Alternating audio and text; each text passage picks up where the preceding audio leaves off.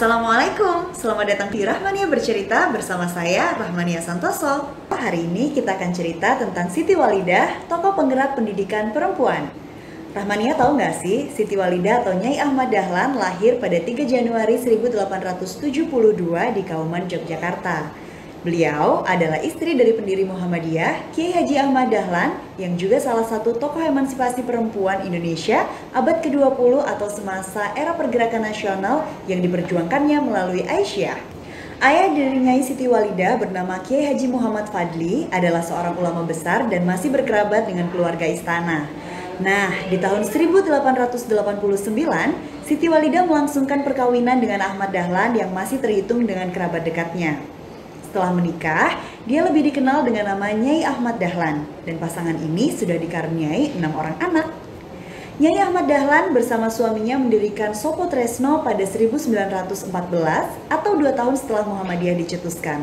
Sopo Tresno adalah semacam kelompok diskusi untuk mendalami makna Al-Quran, terutama ayat-ayat tentang perempuan. Selain itu, Sopo Tresno juga menjadi wadah bagi kaum perempuan untuk belajar membaca dan menulis serta mempelajari berbagai ilmu pengetahuan. Sopo Tresno akhirnya semakin besar dan anggotanya pun kian bertambah. Maka diputuskan untuk mengganti nama perkumpulan ini dengan Aisyah yang diresmikan pada 22 April 1917. Nyai Ahmad Dahlan juga ditunjuk secara langsung sebagai pemimpin dari Aisyah. Di tahun 1922, Aisyah resmi menjadi bagian dari Muhammadiyah secara organisasi. Berdirilah kemudian sekolah-sekolah khusus perempuan di bawah naungan Aisyah ini. Nyai Ahmad Dahlan pun semakin giat untuk memperjuangkan emansipasi wanita.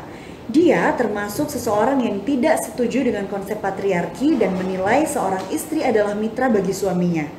Nyai Ahmad Dahlan juga menentang praktik kawin paksa. Pada tahun 1923, Kiai Haji Ahmad Dahlan pun wafat. Nyai Ahmad Dahlan melanjutkan perjuangan suaminya, baik di Aisyah maupun Muhammadiyah. Pada 1926, ia bahkan memimpin Kongres Muhammadiyah ke-15 di Surabaya. Nyai Ahmad Dahlan adalah wanita pertama yang memimpin pertemuan besar seperti ini. Kiprahnya pun terus diberitakan oleh berbagai surat kabar kala itu.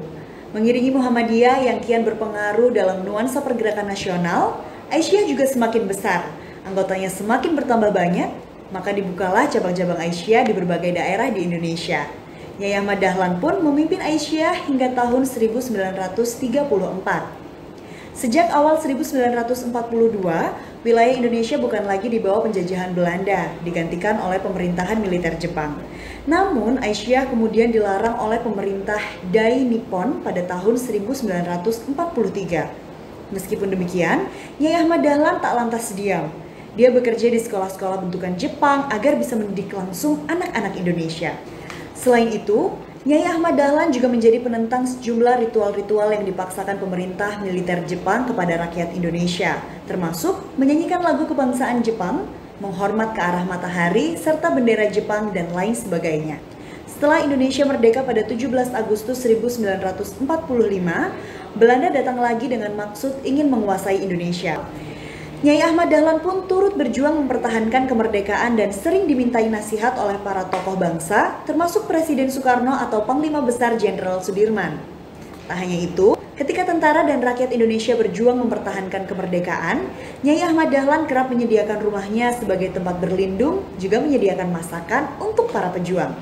Beliau juga menghimbau kepada para mantan muridnya agar bergabung dengan Angkatan Perang Republik Indonesia. Nyai Ahmad Dahlan pun meninggal dunia di Kauman, Yogyakarta pada tanggal 31 Mei 1946 di usianya yang ke-74 tahun. Pemakaman jenazahnya di lingkungan Masjid Gede Kauman dihadiri oleh sejumlah tokoh nasional juga para menteri yang mewakili pemerintahan Republik Indonesia. Melalui surat keputusan Presiden nomor 42 TK tahun 1971, pemerintah Republik Indonesia menetapkan Nyai Ahmad Dahlan sebagai pahlawan nasional, gelar serupa yang juga disematkan kepada suaminya. Organisasi Aisyah yang pernah didirikan dan juga sempat dilarang pada masa pendudukan Jepang terus berkembang serta masih eksis hingga saat ini. Gimana? Rahmania udah siap buat jadi the next Nyai Walidah? Sampai bertemu di cerita selanjutnya. Wassalamualaikum warahmatullahi wabarakatuh.